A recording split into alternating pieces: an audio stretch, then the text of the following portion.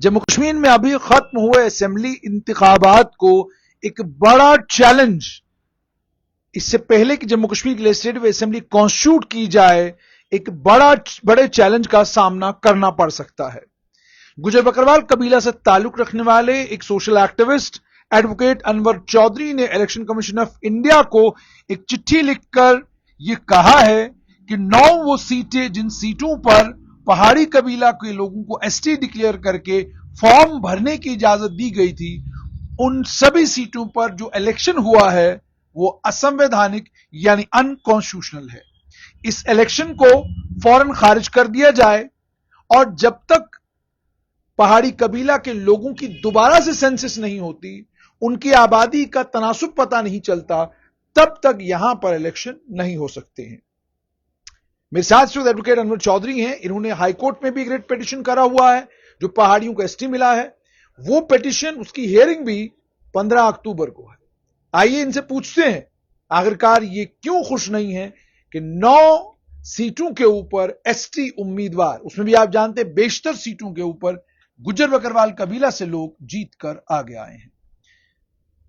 अनवर साहब ये बताइएगा कि आप क्यों खुश नहीं हैं? 9 सीटें हैं और 9 में से अगर राजौरी पुंछ की हम बात करें, अकरम चौधरी 1, जावेद चौधरी 2, जावेद राना 3, उसके अलावा कालाकोट, उसके अलावा अगर बाकी सीटों की भी हम बात करें, बेशतर सीटों के ऊपर जो लोग जीत कर आए हैं वो गुजर बकरवाल कबीले से ताल्लुक है।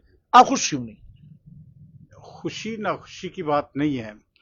जब आईनी तौर पे ही, बुनियादी तौर पे ही कोई चीज गलत हो और लोग ना बोलें, मैं समझता हूं कि शेड्यूल ट्राइब जो दिया गया सो कॉल्ड पहाड़ीज को, वो गलत दिया गया।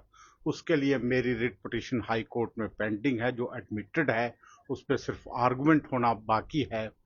इन द मीन टाइम जब इलेक्शन अनाउंस हुए तो मैंने chief election commission of India को और होम मिनिस्ट्री को, एससी एसटी मिनिस्ट्रीज को, chief electoral officer of Jammu and Kashmir को ये नोटिस दिया कि साहब ये सीटें जो 9 रिजर्व हैं शेड्यूल ट्राइब के लिए, ये गुजर बकरवाल तबका के लिए है, क्योंकि ये सेंसस 2011 के मुताबिक जब 16.5 लाख के करीब पॉपुलेशन गुजर बकरवाल की दिखाई गई तो 2022 में जब डिलिमिटेशन हुआ तो डिलिमिटेशन के बाद ही ये सीटें रिजर्व की गई, ये 9 सीटें शेड्यूल ट्राइब के लिए, जब पहाड़ी शेड्यूल ट्राइब नहीं थे।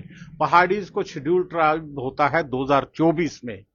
तो किस तरह से उन पहाड़ी जो सो कॉल्ड पहाड़ीज उम्मीदवार थे, कैंडिडेट थे, उनको किस तरह वहां फार्म भरने की इजाजत दी गई, ये एक मुद्दा है मेरा।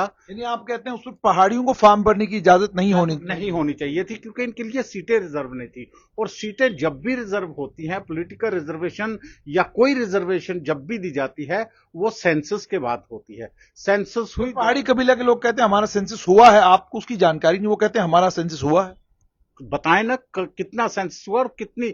जब उसमें कहा गया, जो इनको शेड्यूल ट्राइब दिया गया, उसमें कहा गया कि 10% इनका सेपरेट होगा।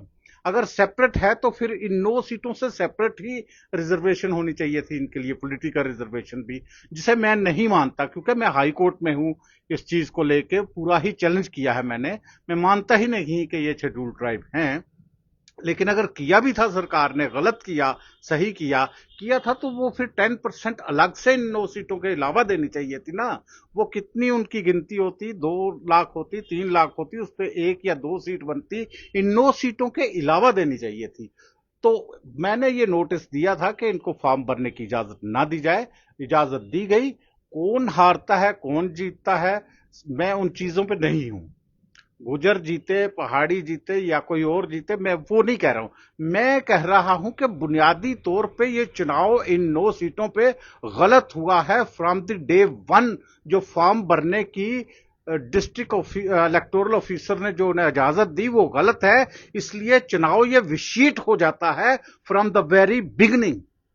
तो इस इलेक्शन को कालदम करार देके इन 9 सीटों पे दोबारा से चुनाव करवाए जाएं, और तब तक ये जो इलेक्टेड मेंबरान है इनको हल्फ बर्दारी ना की जाए, इनकी हल्फ बर्दारी ना की जाए, और ना ही इनको बतौर एमएलए गिना दे। मुझे बताइएगा कि ये आपने पिटीशन तो चीफ इलेक्शन कमिश्नर के पास किया है, मेरी इत्तला के मुताबिक उन्होंने तो इसका नोटिस भी नहीं लिया, कोई मामला उन्होंने सुना भी नहीं आपका, तो क्या आप कोर्ट में गए हैं इसको लेकर? कोर्ट में अब क्योंकि पहले जो मेरी पिटीशन है वो चैलेंज है शेड्यूल ट्राइब स्टेटस को लेके, अब क्योंकि ये बनेगी सेपरेट इलेक्शन पिटीशन, तो अगर नहीं, मैं अभी भी नोटिस दे रहा हूं और मीडिया के अंदर नोटिस है उनको, जैसे कि आप मेरा इंटरव्यू ले रहे हैं, इसकी कॉग्निजेंस भी उन्हें लेनी चाहिए, और ये भी एक नोटिस है। और मेरे जो भी इंटरव्यूज हैं या जो चीजें हैं उनको कोर्ट्स ने भी कॉग्निजेंस लेना चाहिए उन चीजों का कि ये एक अनकॉन्स्टिट्यूशनल चीज हुई है वाकई, तो क्यों ना इसको कालअदम करार दिया जाए इस चुनाव को, और ये कहा जाए कि सिर्फ शेड्यूल ट्राइब जो 1991 में जिन लोगों को शेड्यूल ट्राइब दिया था वही इन इलेक्शंस पे फॉर्म भर सकते थे, दूसरा अगर भरा है तो वो चुनाव विशिएट हो गया है, वो चुनाव गलत हुआ है, उसे कालअदम करार देना चाहिए। तो आप जिन 9 सीटों की बात करते हैं, इन 9 सीटों में से 8 सीटें आप जानते हैं कि इंडिया अलायंस नेशनल कॉन्फ्रेंस गठबंधन जीता है, तो आपकी सिलेक्शन पिटीशन से जबरदस्त नुकसान जो है इंडिया अलायंस को हो जाएगा। देखिए, मैं कोई सियासी आदमी नहीं, मुझे नहीं मालूम कि किसका नुकसान हो रहा है, किसका फायदा हो रहा है। मैं एक कानूनी बात कर रहा हूं, मैं एक आईनी बात कर रहा हूं।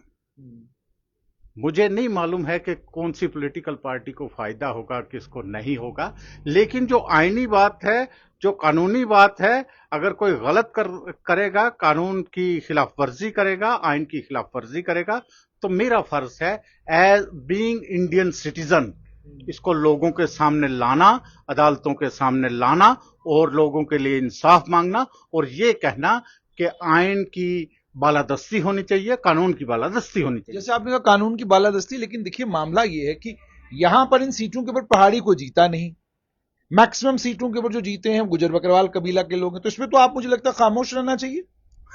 मैंने पहले ही गुजारिश की कि कोई जात पात की बात नहीं है, बात कानून की है, बात आइन की है। मैं इसलिए ये बात कर रहा हूं, मुझे नहीं मालूम कि कोई पहाड़ी जीता, कोई गुजर जीता, जो मर्जी जीते, लेकिन कानून के तहत होना चाहिए, आइन के तहत होना चाहिए। तो आप इस इलेक्शन पिटीशन की सुनवाई कहीं पर हुई या अब आप इसको कोर्ट में लेकर जाने वाले? इसको कोर्ट में लेकर जाऊंगा मैं, क्योंकि पहले ही मैं कोर्ट के अंदर हूं और वहां भी मेरी लोकस स्टैंडाई को चैलेंज किया। कितना वक्त हो गया आपको पहली पिटीशन डाले हुए कोर्ट?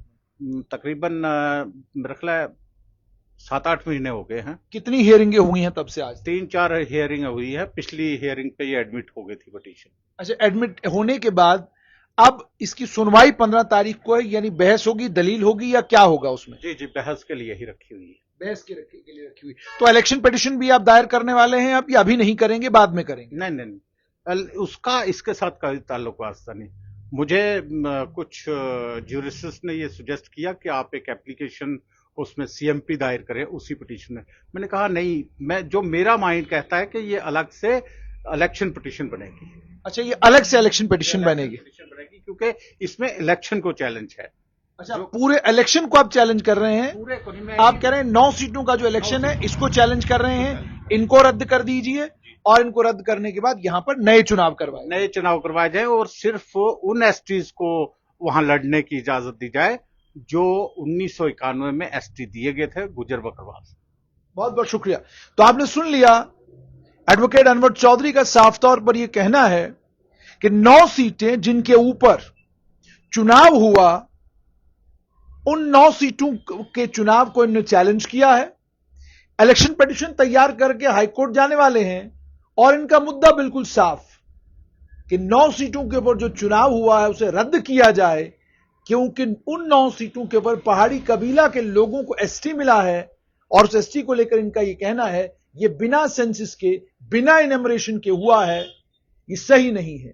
देखना अब यह होगा कि इनके इलेक्शन पिटीशन का क्या होता है, और देखना यह भी होगा कि इलेक्शन कमीशन ऑफ इंडिया इसका अगर संज्ञान लेता है तो नतीजा क्या निकलता है। लेकिन अगर कहीं संज्ञान लिया और वाकई कोई बड़ा मामला बना, तो यह जम्मू कश्मीर में राजनीतिक भौचाल होगा, सबसे बड़ा राजनीतिक उलटफेर इस इलेक्शन पिटीशन के कारण हो सकता है।